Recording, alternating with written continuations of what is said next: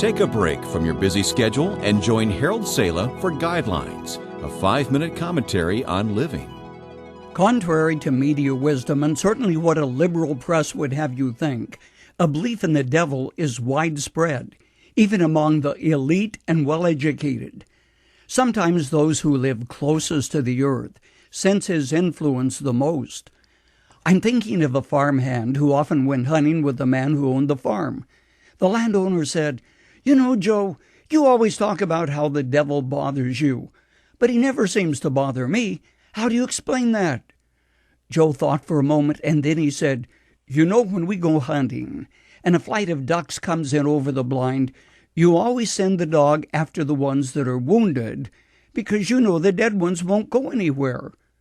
He concluded, "I guess I'm still wounded and fighting, and the devil knows you're just plain dead spiritually." If you count yourself in the group who are still doing battle with him, whether it is in your work situation, your home, your friends who encourage you to go along with the crowd, or your thought life, you need to know how to fight back spiritually. Are you simply at the mercy of Satan, or is God's strength and power more than sufficient to help you win over your spiritual foes? Peter described our foe as an enemy. He identifies him as the devil, and he describes him as one who prowls around like a roaring lion looking for someone to devour. And he gives some advice on how to respond. He said, "Be self-controlled and alert." We live in an area where mountain lions have been seen on numerous occasions and have sprung upon several unsuspecting individuals, either killing them or mauling them rather severely.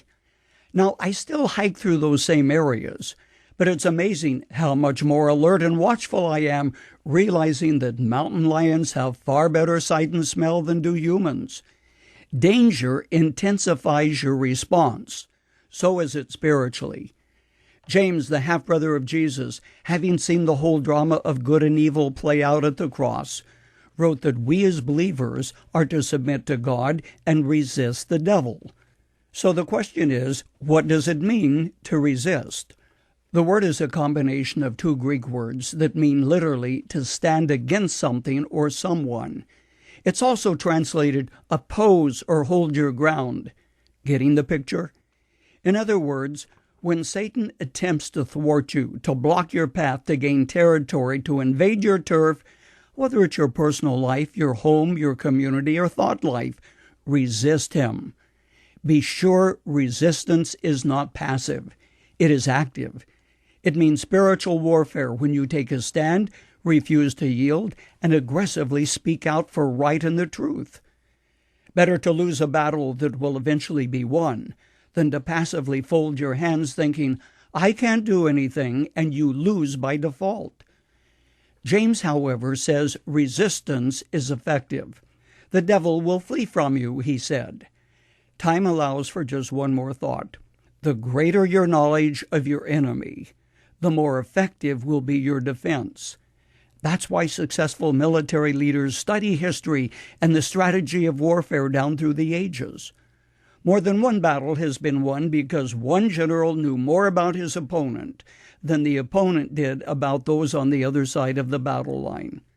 Study God's Word, the Bible. It tells you about the enemy of your soul. And then make sure your thought life, your home, and your family are as secure as you can make them. Knowing your enemy doesn't make you paranoid. It makes you secure.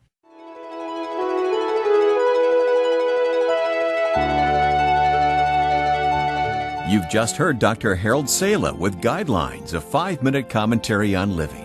If you would like to listen to the program again, download a copy, subscribe to our e-commentary, or view other resources, visit guidelines.org. We would like to hear from you too.